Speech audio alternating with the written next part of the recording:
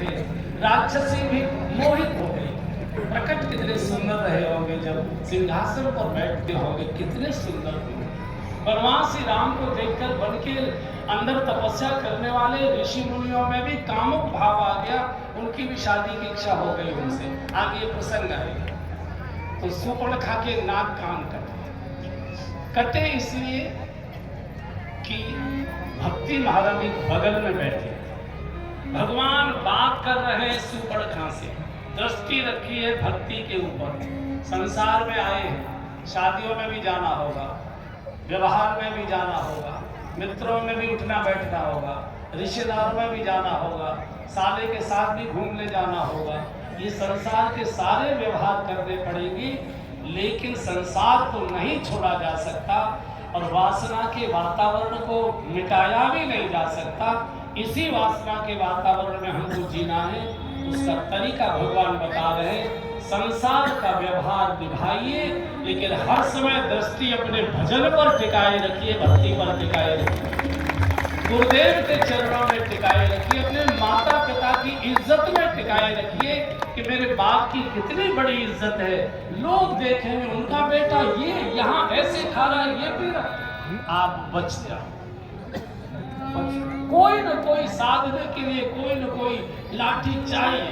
सत्संग की लाठी ले लो, गुरुदेव की लाठी ले लो, माता पिता की इज्जत की लाठी ले लो, भजन की भक्ति की लाठी ले लो, गुरु मंत्र की लाठी ले लो, कुछ इससे बच जाओगे। मौसम नहीं बदल सकते, वर्षा तो घनघोर होगी, वर्षा को तो नहीं रोका जा सकता, और घर में बैठकर काम भी नहीं चल सकता, बाहर तो निकलना ही पड़ेगा। और वर्षा हो रही है तो कृपया छाता सिर पर लगा दीजिए। वर्षा तो नहीं रोक पाओगे, लेकिन भीगने से बच जाओ। वर्षा तो नहीं रोक सकते, कलयुग में हम सत्युग का निर्माण नहीं कर सकते, लेकिन सुरक्षा का कवच साथ रख सकते, छाता। और गुरु का छाता ही तो है, गुरु की छत्र छाया ही तो है।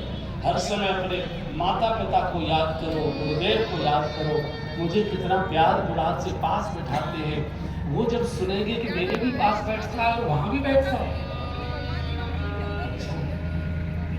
ये रावण के पास, और मैं यही इस प्रसंग को थोड़ा समेटता हूं। देखिए, भगवान वनवास में सब कुछ छोड़कर चले गए, घोर दंडकारण्य में, जंगल में जहां कोई आकर्षण नहीं है, वहां भी वासना आ जाती है किसी न किसी रूप में।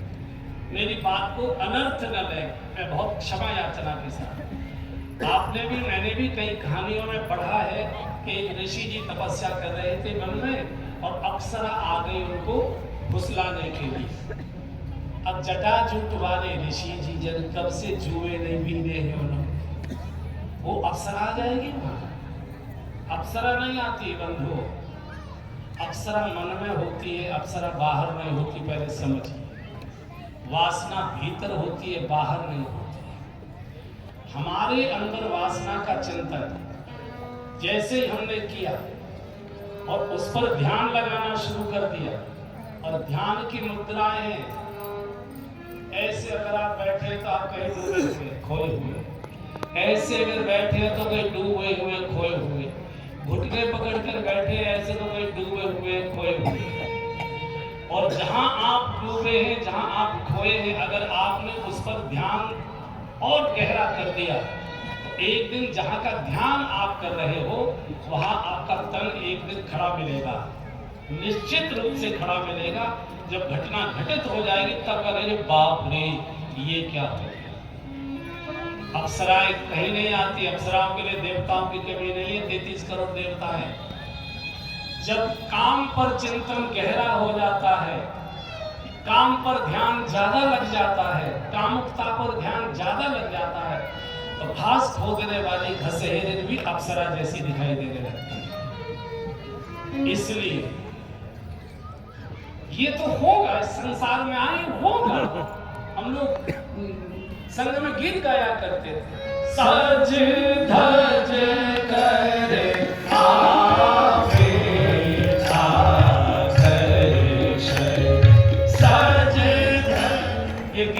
भारत के बड़े प्रसिद्ध महापुरुष ने लिखा है। उत्तर प्रदेश के बड़े यशस्वी मुख्यमंत्री रहे श्री कल्याण सिंह जी, ये गीत उनका लिखा हुआ है, उनकी स्मृति में गा।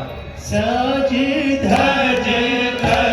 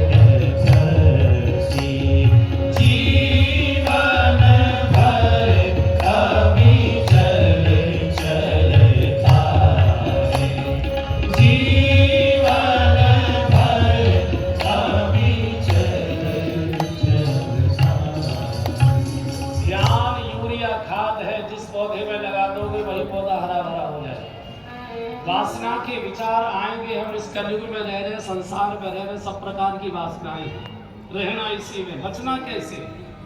ध्यान मत लगाइए, ध्यान हटा दीजिए, ध्यान उकाइए। अगर लेटे लेटे ऐसी बातें ध्यान में आ रही है जो अच्छी नहीं है, बैठ जाइए।